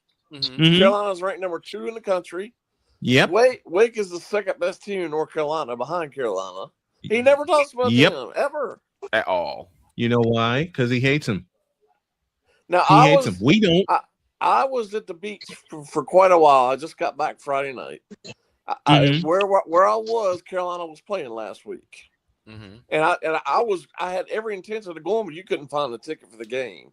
Could not find a ticket. So I just drove by the stadium on my way back to the hotel. And it was overflow over there. You couldn't find a parking space. It was packed. Ain't no way you're gonna find this. And he never discusses this. Never. That's sad. So we're definitely gonna be following them this week. He won't talk about them during the NCAA tournament next week. Never. We do. That's sad. Definitely gonna be following them this week. That's sad. That's pathetic. That's pathetic. If you call yourself never discusses Wake Forest, this is where he lives. You know what? You know what I found hilarious? He lives in Winston-Salem. You know what I found hilarious? No matter. Victor, he lives in Winston-Salem. Right. What's that? Remember when I brought up curling like a while back? Yes. I actually came across someone who said, you know what? I have never heard of a show that talked about curling before. We'll talk about it now. And she's a big curling fan. I was like, it's how we do it. I didn't know we had. I know a lot of people don't because we don't really live in a cold weather area, but curling is very popular around the world. It really is. It is. You know what? The first time, and I got to share this. The first time I saw a curling match, I took a look and went, "What the heck is this?" What is this? I had no clue. And I still don't totally understand it, but still. I don't totally get it either, but I have to make an admission here. I'm hooked. And it's during the Olympics, it's on nonstop. Right. Yes. Yes, it is. Yes, it is. It's on more than hockey is. It's on all the time. It's on curling is more Listen, during the Olympics, and I found this out, curling is more popular than hockey. Yeah. Truthfully, a lot of countries it is. A lot of countries it is. It's crazy to me that you have individuals who are saying, "Don't talk about these sports because no one talks about these sports." It's like you don't know that. Yeah, it's that you don't want to talk about it or you don't care about it. Right. If you don't like baseball, so what? The rest of us do like it. Right. When I lived in North Carolina and he was producing my show, and I ventured to talking about baseball. I can't tell you how many times he yelled at me for it. Do you know how many baseball fans were writing in to tell me thank you? Yes. I was getting emails every day saying thank you for talking about baseball. We were supposed to say and we do around the horn. We do it around the horn style. Yeah. The other thing is, like, if you're going to discuss college, there's more than one college team in the state. Yes, there is. Yep. Yes, there is. There's more in than the conference where his team more than the is, North there Carolina are Tar 4 Heels. North Carolina teams. Right. And that doesn't even count a bunch of other teams in the states. So that's what I'm thinking. No, like, that has to be a it does recipe for not. disaster. That's a recipe for disaster. Yeah, When I'll tell you. We don't. I'll tell you talk about my business friend. in the sport. I'll tell you about my friend Tia, who's watching us on Twitch, who's a big baseball fan. When I did the Marlins White Sox game, she and her whole community tuned in. Mm-hmm. Her whole community tuned in. So a shout to Tia, a shout to Bud, who's here. Pluto Living is here. Okay. Since it's going to be the prevalent subject this week, I don't like this Eastern Conference Finals matchup. Oh, I thought you were talking about. I thought you were talking about prevalent thing being the Hornets this time of the year.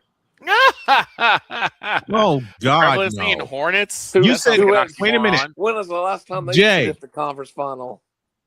The answer to that would be never. In either iteration, did they sniff the conference? Did they sniff the conference final? But I don't like this Eastern Conference final matchup between the New York Knicks and the Cleveland Cavaliers. It's the Wait! You said that. You said that. You said that wrong. You said that wrong. The revenge. Okay, how am I supposed to? It's the wrong shit. Now, Victor, you might get this joke. It's the New York Knicks against the Raccoon City Cavaliers. Because as Snowman likes to say, the cadavers, they've been in the mortuary, ready to go, and gotten up off the table twice. The Cleveland Cadet. I don't know who gave me that joke first, but I've been using it ever since. And Jay's heard me say this. A lot of people heard me say this about Cleveland. When people ask me to explain the legacy of the Cleveland Cavaliers, and they would expect me to say LeBron. Nope. No. For me, the legacy of the Cavaliers is Craig Elo. Yeah, it always happens. Why? To Craig Elo. Because it always happens to Craig Elo. Yeah. But I'm not fond of this matchup at all. I'm not either. Well, it's going to be an afterthought to the Western Final anyway. Which begins tonight, and that's the top 2 teams in the league, the Spurs and the Thunder, which I expect to go all 7 games. I wouldn't be at all surprised to see that happen. I wouldn't. I would not either. And Jay said the word prevalent, which does not include the Hornets right now. Please. Like I said, prevalency and Hornets sounds like an oxymoron. Please. When is the last time? Jay just sent me a. I'm not even talking about the playing game, which doesn't count. When's the last time they were even in the playoffs, let alone the conference final? Does the NBA They've Cup never.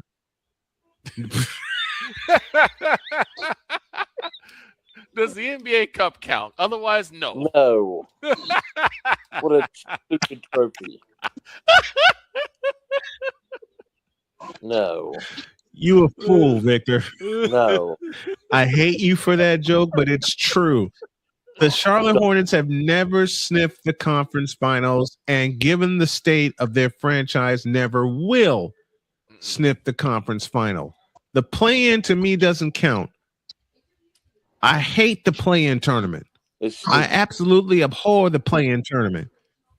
It's stupid, but we know it's a money grab. Just like the NBA Cup.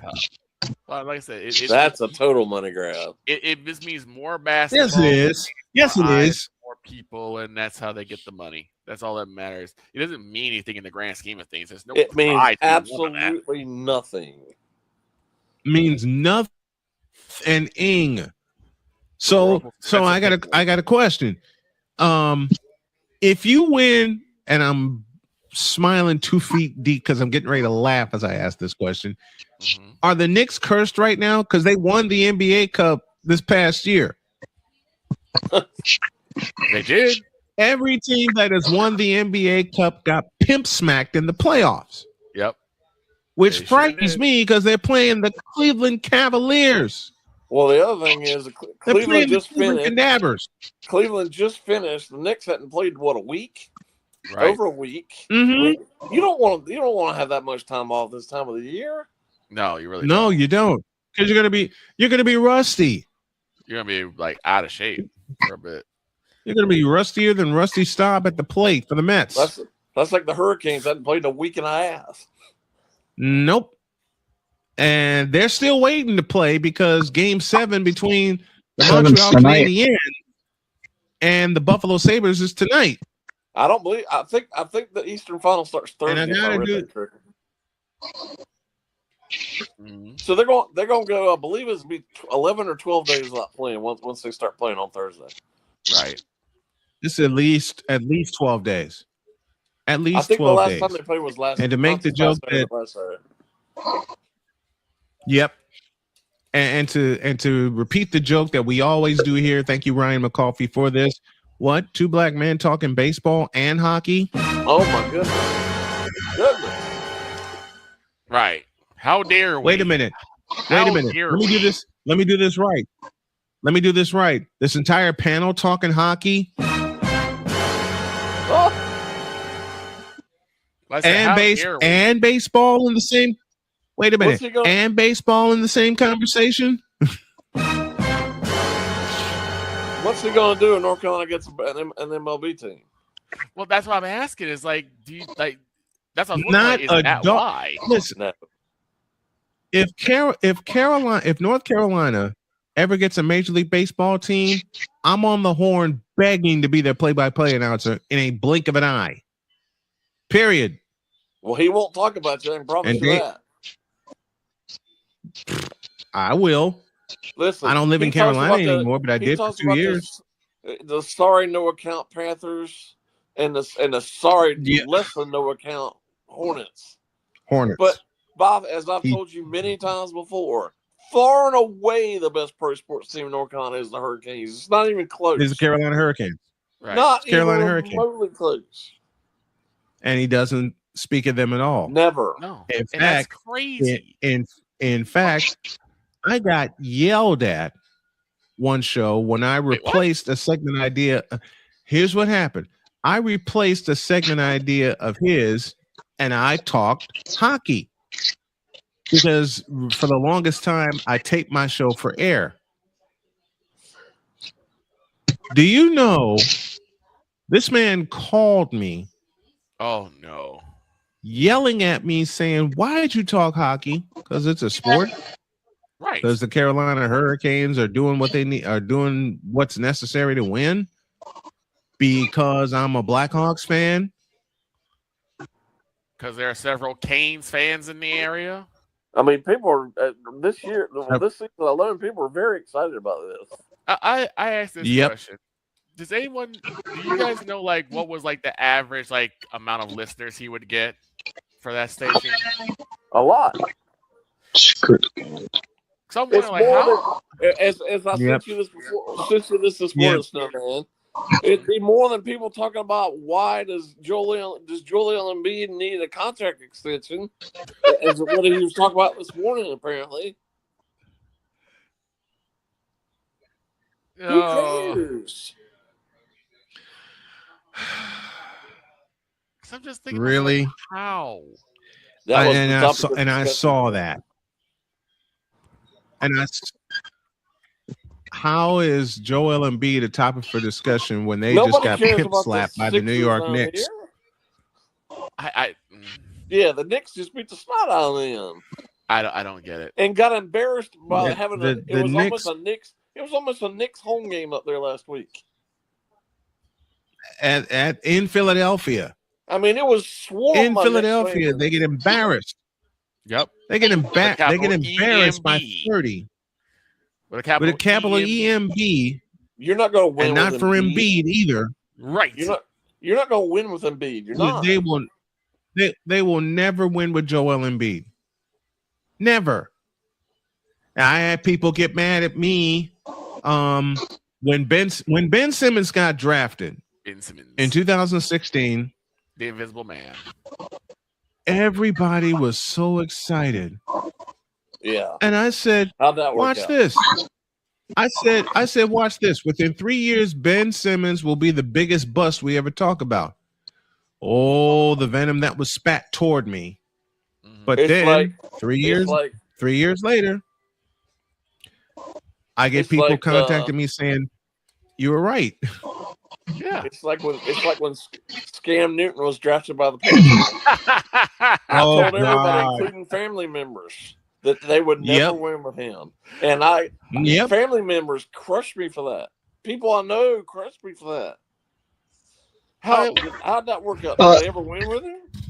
Why? Just imagine how it feels to be a Knicks fan. Your team gets over the hump. They get to an NBA Finals, and they have to face Clyde Drexler and Hakeem Olajuwon and the Rockets that were an absolute juggernaut. Yeah.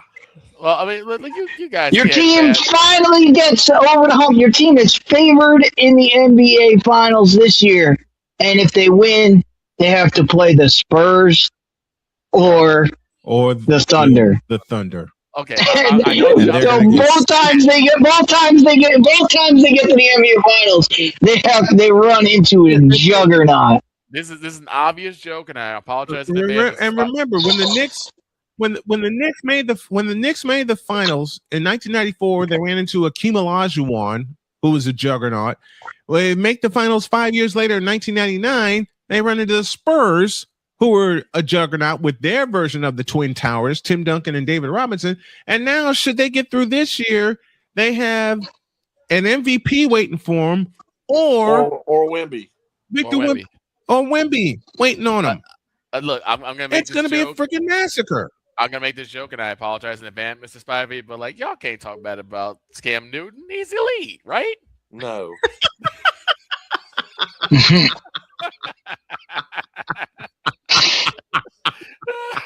And that's for you, Jay. The throngs of people out there who think he should be in the Hall of Fame, shame on you. Wait, what? Oh my God! Look, there's a lot of people. Let me tell Victor. Let me tell you. When I lived in North Carolina, and Homer was producing my show, he threw that subject in there. He threw that subject in there. He put it in the form of a question. Okay. Should Cam Newton be a Hall of Famer? No. And he wanted me to talk about that for 15 minutes. Look, I gave him 30 seconds. I don't hate Cam Newton as much as you guys. Okay, I thought he was like halfway decent. Okay, until people started learning how to read the read option. But Hall of Famer? No. Not a chance. Was he effective at what he did? Sure, but you cannot. Yeah, but it was a short amount of time that he did it.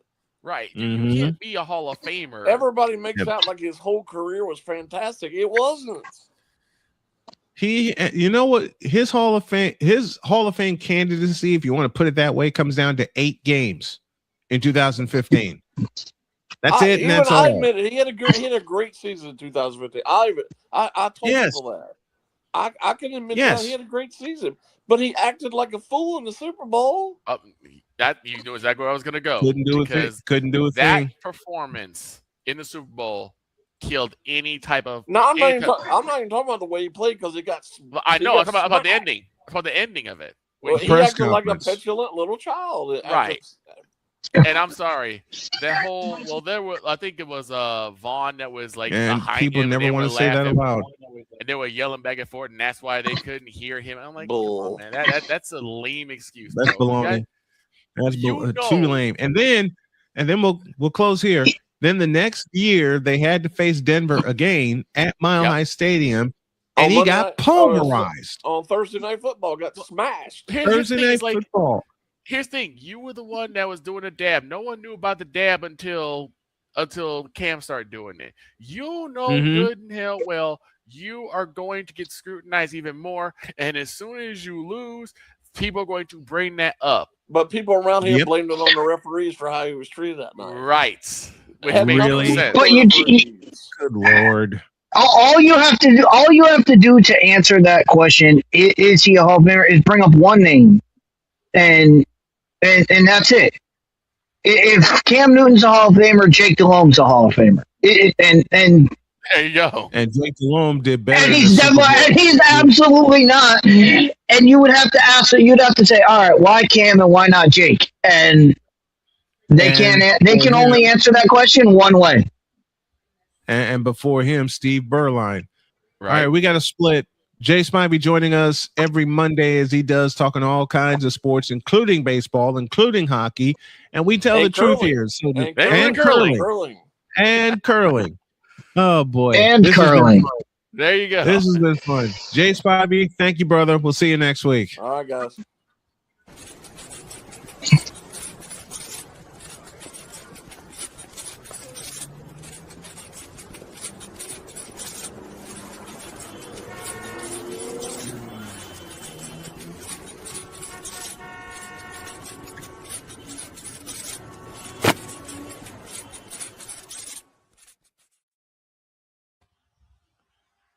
The new logo.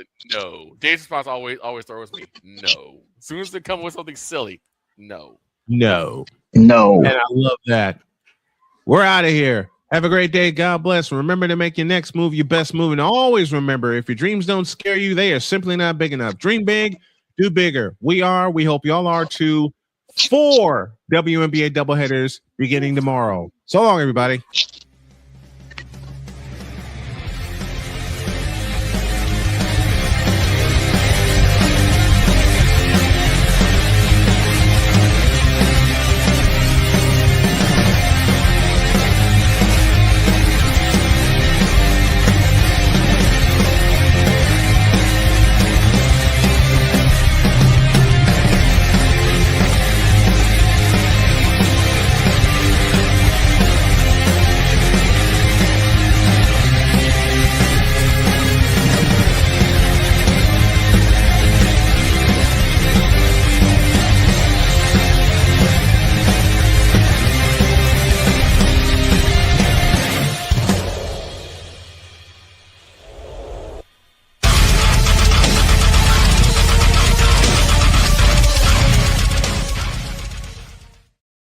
Who has a better chance between the Knicks winning finals or the Jets winning a Super Bowl? The Meteor has a better chance than both of them.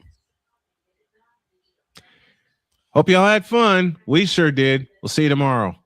And to Damien's point, neither. We're out.